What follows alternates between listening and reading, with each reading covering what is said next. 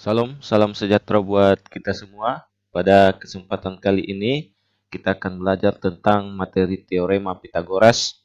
Teorema Pitagoras ini adalah materi kelas 8 di semester genap.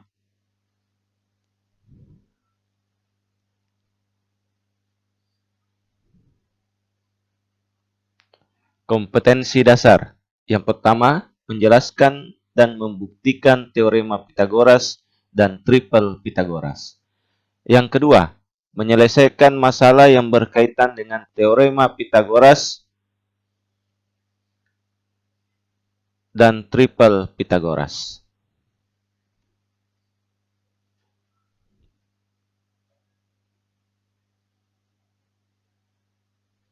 Tujuan pembelajaran. Yang pertama, peserta didik dapat menjelaskan dan membuktikan Teorema Pitagoras dan Triple Pitagoras. Yang kedua, peserta didik dapat menyelesaikan masalah yang berkaitan dengan Teorema Pitagoras dan Triple Pitagoras. Apa yang dimaksud dengan Teorema Pitagoras? Mungkin dari anak-anakku sekalian mungkin sudah membaca materi ini tentang Teorema Pitagoras.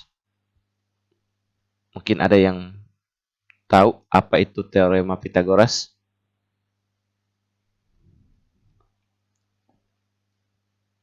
Baik, Teorema Pitagoras adalah sebuah aturan yang digunakan dalam menghitung panjang salah satu sisi yang dari suatu segitiga siku-siku. Jadi saya ulang, Teorema Pitagoras adalah sebuah aturan yang digunakan dalam menghitung panjang salah satu sisi dari suatu segitiga siku-siku. Jadi yang saya harus garis bawahi di sini adalah segitiga siku-siku. Jadi Teorema Pitagoras ini khusus dibuat untuk menghitung sisi dari segitiga siku-siku saja. Ya, tidak berlaku dari segitiga selain siku-siku. Oke, dipahami? Baik, kita lanjut.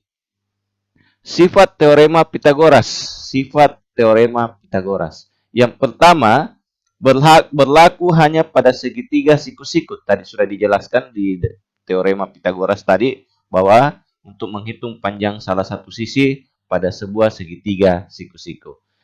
Yang kedua, minimal dua sisinya dapat diketahui terlebih dahulu. Jadi kalau ada sebuah segitiga siku-siku cuma satu sisinya yang diketahui, maka kita tidak dapat menyelesaikan rumus Teorema Pitagoras.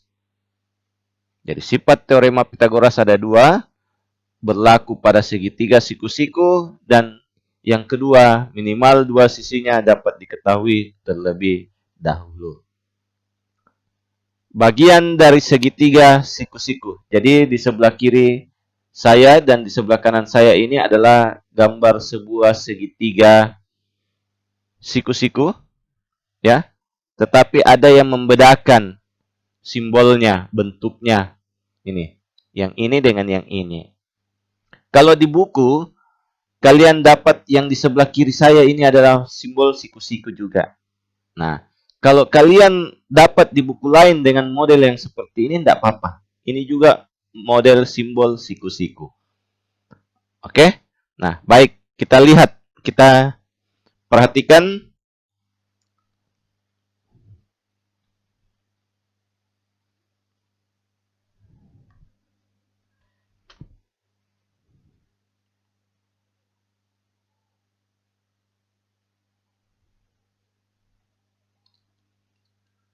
Oke, baik. Kita perhatikan.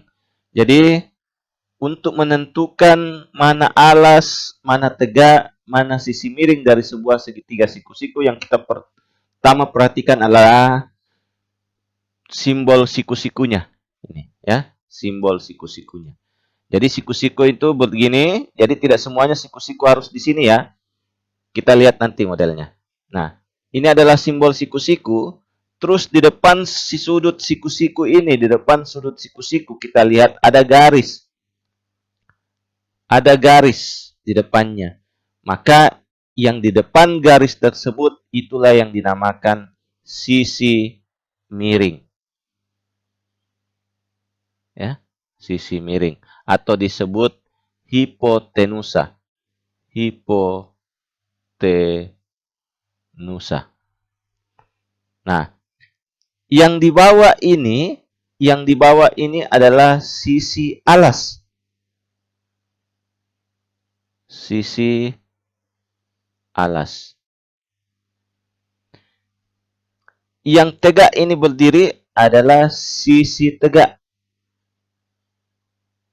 Sisi tegak. Oke? Jadi, yang di bawah ini adalah sisi alas. Yang di depan dari sudut siku-siku ini adalah sisi miring.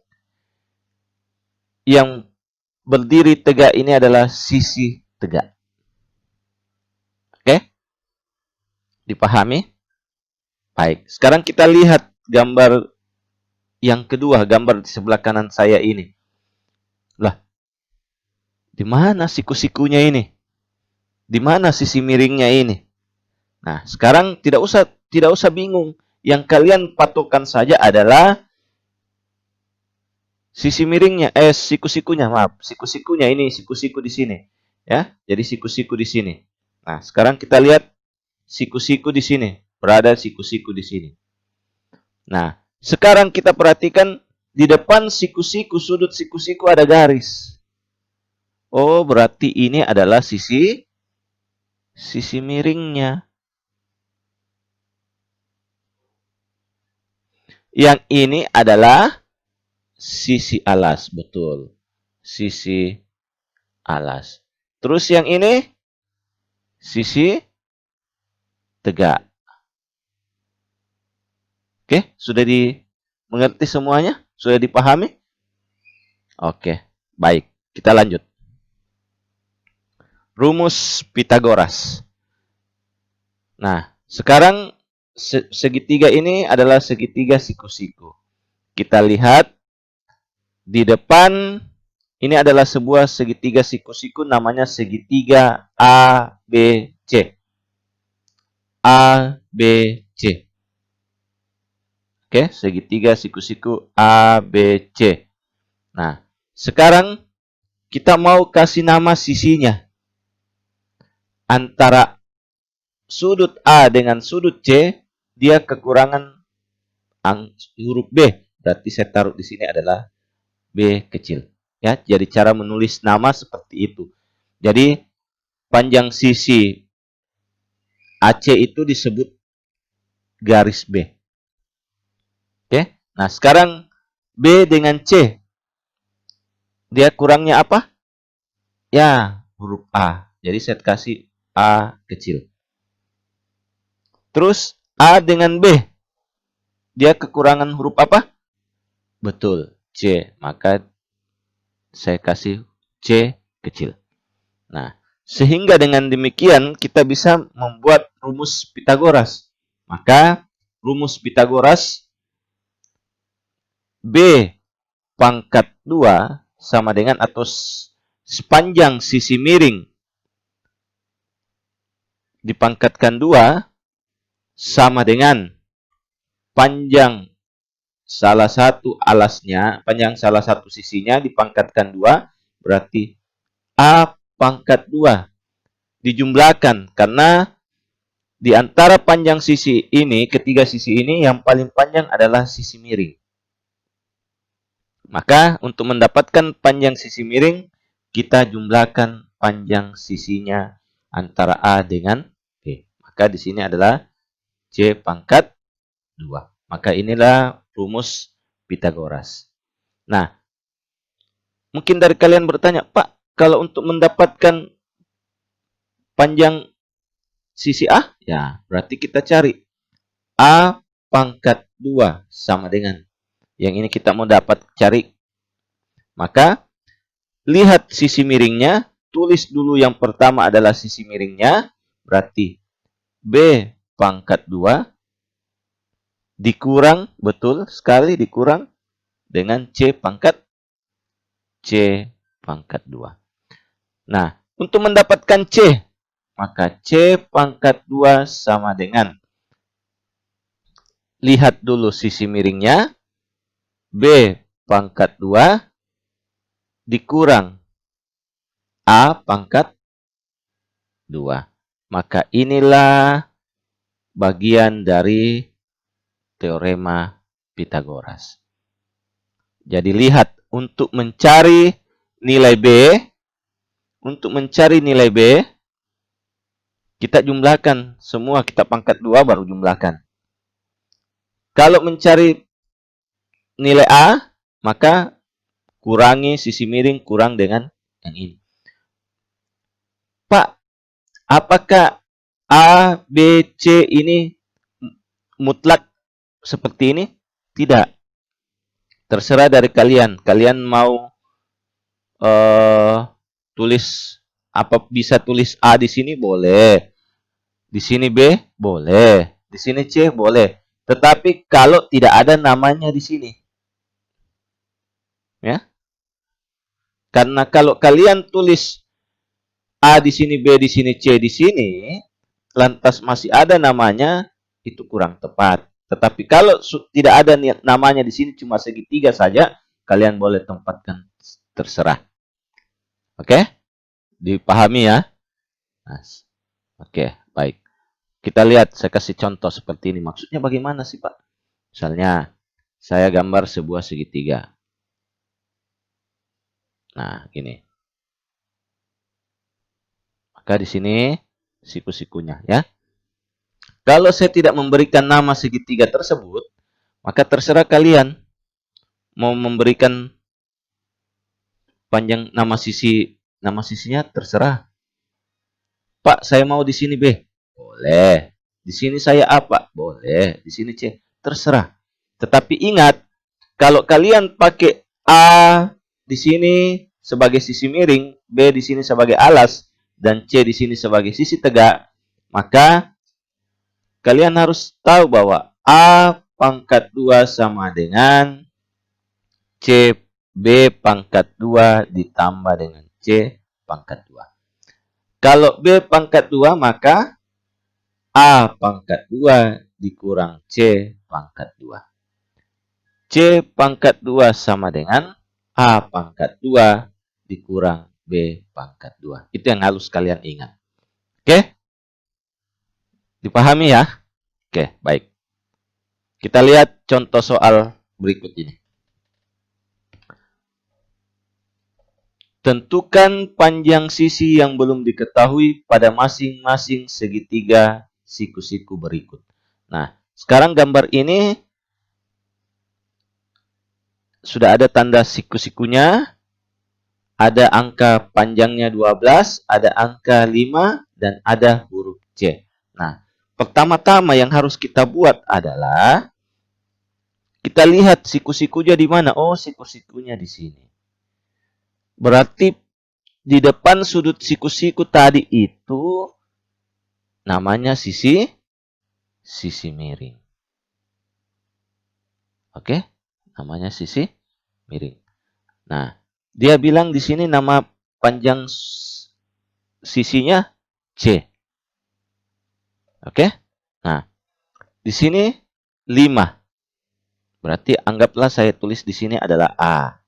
Misal, ini adalah B.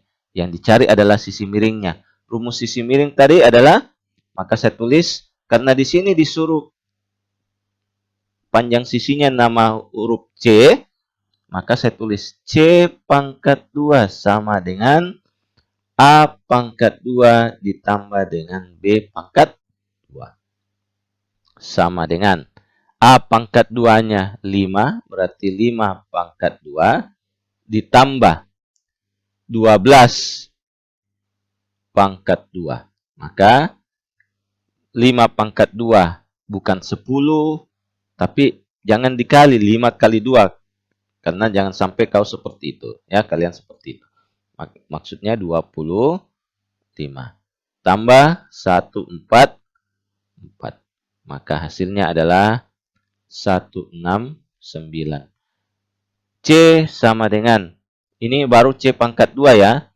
Nah, untuk mendapatkan nilai C, panjang C, maka pangkat 2 itu pindah ke sebelah kanan sehingga menjadi akar. Akar dari 169 berapa? Saya harap kalian kelas 8 sudah tahu bagaimana cara mencabut akar sehingga mudah kita mendapatkannya. Kalau kalian dasarnya untuk mencabut akar tidak tahu, jelas kita tidak bisa mengerjakan teorema Pitagoras.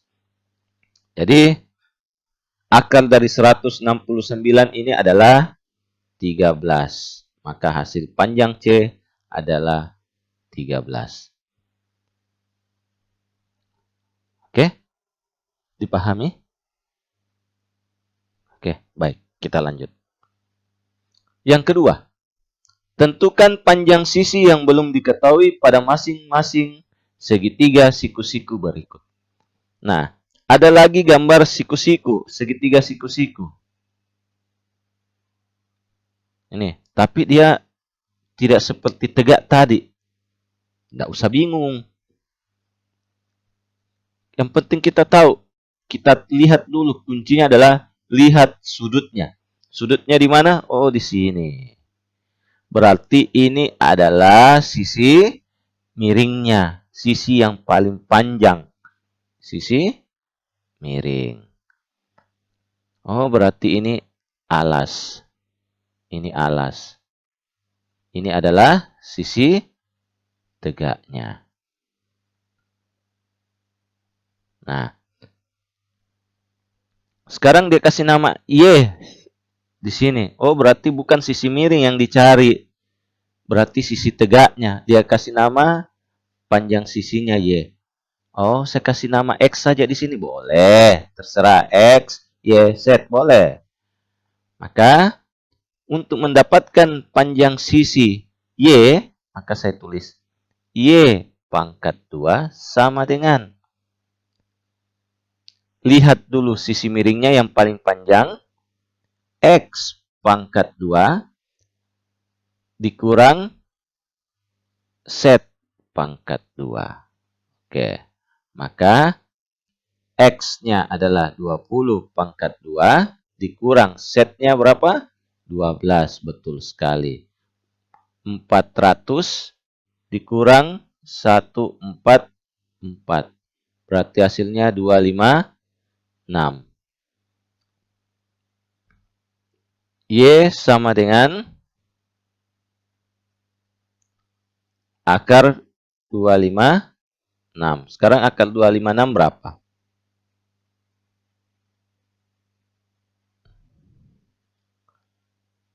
16. Maka untuk mendapatkan nilai Y sama dengan 16. Oke? Baik. Baik, kita lanjut di contoh soal nomor 3.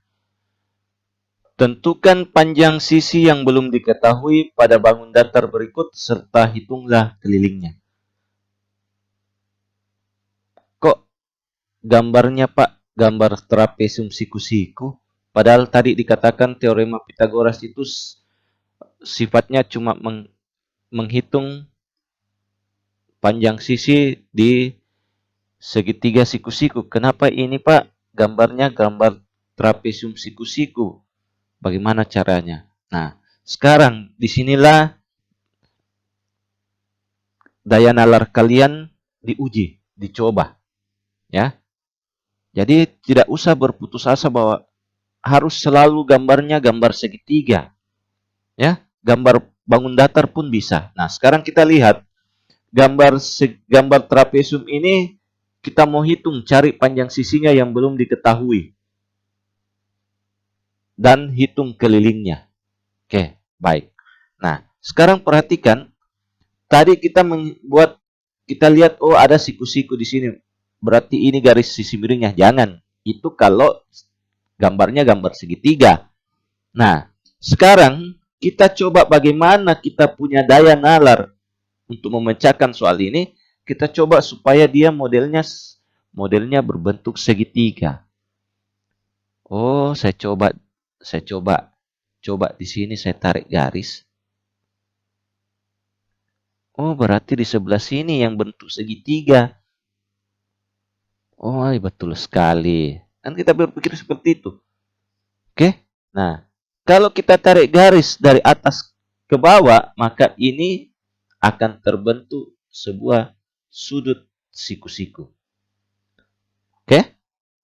Berarti setelah ini sudut siku-siku, kita nampak di sini, maka ini gambar segitiga sudah nampak ini. Maka di depan ini adalah garis sisi miring. Oh, kita sudah tahu. Oh, paham sisi miring. Berarti kita coba.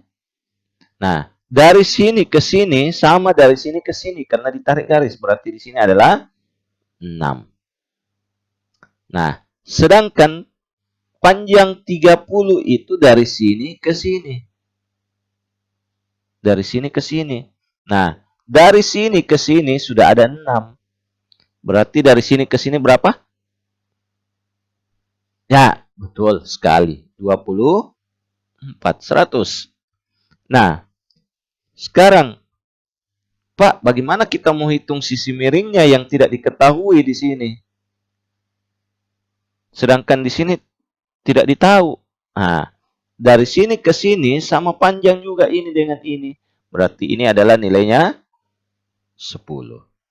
Nah, karena di sini yang mau dicari panjang salah satu sisinya yang belum diketahui, maka saya gambar, ya. Saya gambarnya seperti ini. Kalau saya pisah, gambarnya seperti ini. Nah, di sini 10, di sini 24, di sini baru mau dicari. Nah, sekarang kalau saya tulis di sini adalah A, di sini B, di sini C, ya terserah. Oke, karena tidak ada namanya. Nah, sekarang kita cari. A pangkat 2 sama dengan B pangkat 2 ditambah C pangkat 2. Ingat selalu, kalau dia sisi miring selalu tambahkan. Tapi kalau dia dicari nilai C, sisi miring kurangi dengan yang ini. Oke? Maka B pangkat 2 berapa? 24 pangkat 2 ditambah dengan C 10 pangkat 2. 24 pangkat 2 itu 576. Ditambah dengan 100. Maka hasilnya 676. Maka nilai A sama dengan akar dari 676 sama dengan 676 itu sama dengan 26. Maka di sini panjangnya 26. Nah, sekarang mau dicari kelilingnya. Keliling, maka jumlahkan semua dari sini ke sini, tambah dari sini ke sini, tambah dari sini ke sini, tambah dari sini ke sini. Ini kita hitung saja totalnya 30. 30 ditambah. Ini 10 ditambah. Ini 6 ditambah ini 26. Tambah 26. 30 tambah 10, 40. 40 tambah 6, 46. Berarti panjangnya 72. Oke? Ada yang mau ditanyakan? Tidak ada? Jelas? Jelas ya? Oke. Baik. Kita lihat latihan soal. Tentukan panjang sisi yang belum diketahui dan tentukan keliling dan luas bangun datar tersebut. Jadi ada dua gambar, berarti harus dicari masing-masing. Berarti gambar yang ini bagian A, ini bagian B. Berarti ini bagian A, yang ini bagian B. Masing-masing dicari sepanjang salah satu sisinya. Terus cari keliling dan luasnya. Jangan lupa dikerjakan, kirim di Google Classroom. Sekian dan terima kasih. Tetap jaga kesehatan. Salam sehat.